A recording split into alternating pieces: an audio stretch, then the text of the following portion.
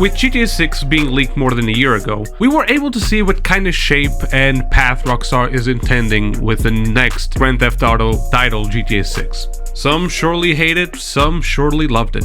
Internet's favorite hobby is to have an opinion about things that haven't been released yet. But I have to say, those leaks personally tickled my pickle. When I saw very miscellaneous and niche features, like the adjustment of car seats, who the hell would even need that? But even if these seem very useless features, it does give us hope that Rockstar maybe is intending for GTA 6 to take a more realistic path. Almost similar to how in Red Dead Redemption 2, horses' balls will shrink in the cold. Which no one asked for that.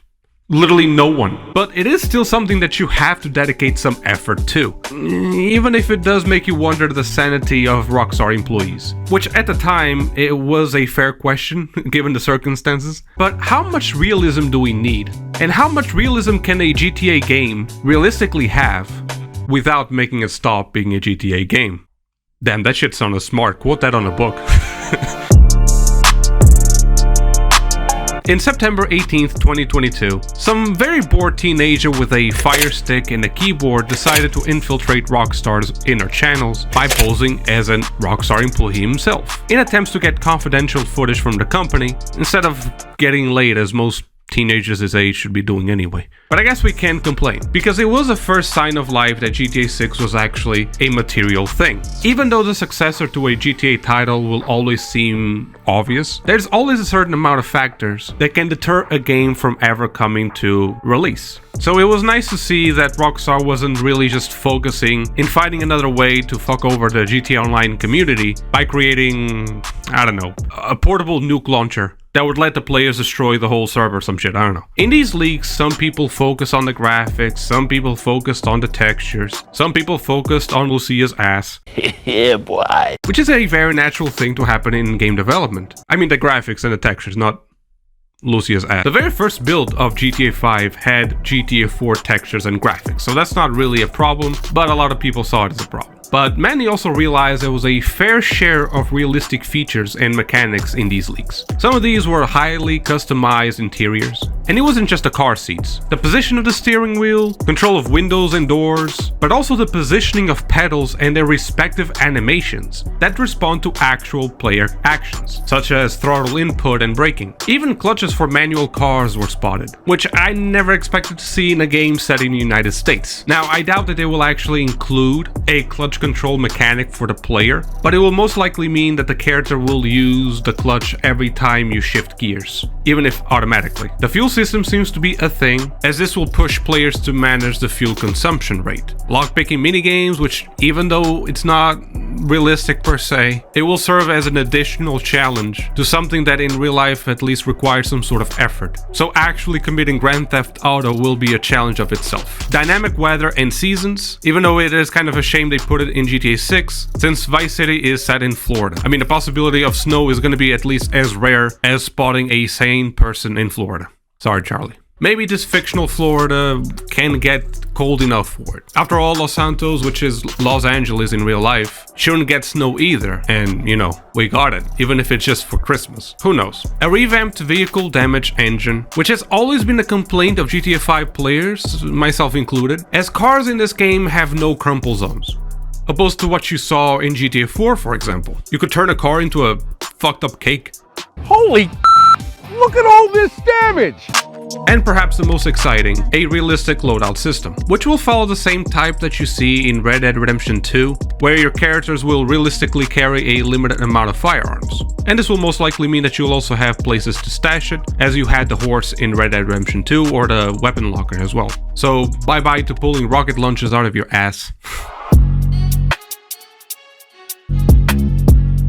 Now, it is true that some of these features don't seem to even impact the game. I mean, who's gonna care to check if the pedals in your car actually respond accordingly? How will you even realistically see it during gameplay? It might be one of those oddities that you check once and never again. We'll discuss why these are still important later. But features like the fuel system, vehicle damage, and loadout system will greatly impact the way you play GTA. If there is one thing that GTA players are, is being careless towards their vehicles. They don't care about ramming their sports vehicles at 120 miles per hour into a wall. But this in itself could change the missions and how you play them. All of a sudden, you actually have to learn to pit maneuver your enemies, pull out their sorry asses from a burning vehicle, give them the old baseball bat kiss, you know?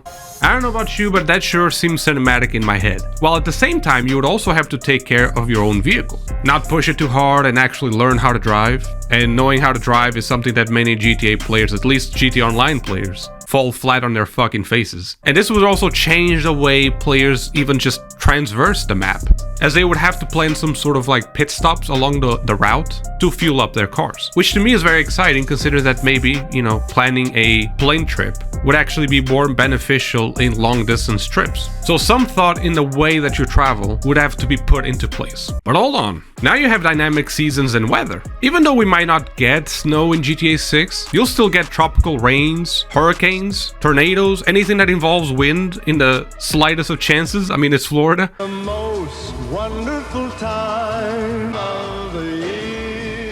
Didn't look this bad on our honeymoon. So maybe driving with your summer slick tires might not be a good idea to do during the winter in Florida. So with this, running a vehicle in GTA 6 will actually make you mind the cost of driving, which might be a reason why Rockstar focuses in bringing public transportation back into GTA 6, since the existence of monorails was also leaked, similar to what we had in GTA 4 and the subway. One thing I forgot to mention when I was recording was how the loadout system will impact players, which is the biggest impact of them all.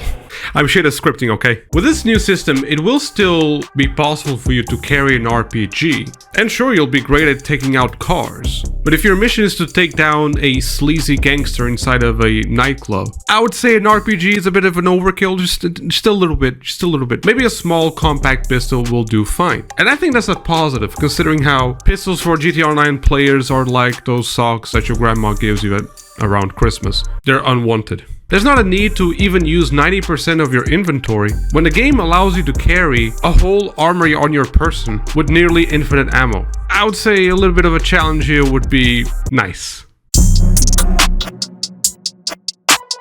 But why the need for all this? Because if we compare past examples, GTA 4 would represent a realistic approach, right? While GTA 5 would take a more casual and goofy approach. And we know Rockstar loves GTA 5 way more than GTA 4 when it comes to money.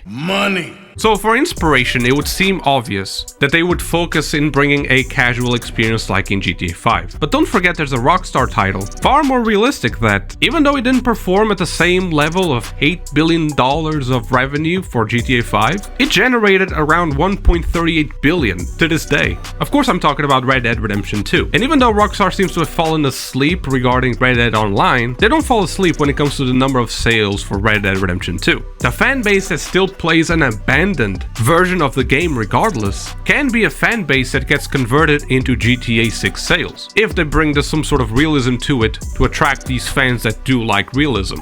And as I mentioned before, it is still important for these very small and almost not noticeable features, like the pedal animations like we're talking about before, to be incorporated into GTA 6. Because Rockstar has been in a state of laziness with GTA Online for so long, so the perspective that they might still care about these little details that most people wouldn't even notice in the whole playthrough, just to bring some more quality to the game, it brings me hope in knowing that Rockstar still might give a fuck.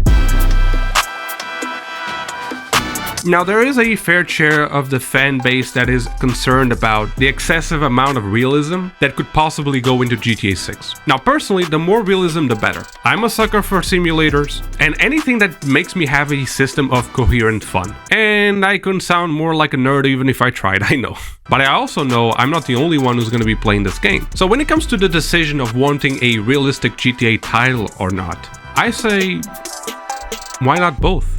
Why not do it like Spider-Man 2, which allows a player to choose in settings the way they want to play the game. Do you want to sling webs realistically? To consider speed and altitude as you do it? You got it. But maybe you just want to press a single button at any given time and swing? Well, you got that option too. Fall damage? Sure, why not? Maybe you'd prefer a boneless Spider-Man that can fall from any altitude and survive. Well, you've got that too. So I think the same should be implemented for GTA 6. A customized playthrough, I would suppose I would call it. To have a way to choose if you can have an infinite loadout or not. Maybe have cars that use fuel that can regenerate itself. I don't know. Who cares? I think the only headache that we would have at some point would be the introduction of GTA Online 2.0. But even that, we already have that situation of, servers with aim assist and servers without aim assist. So maybe just create an arcade mode and realistic mode.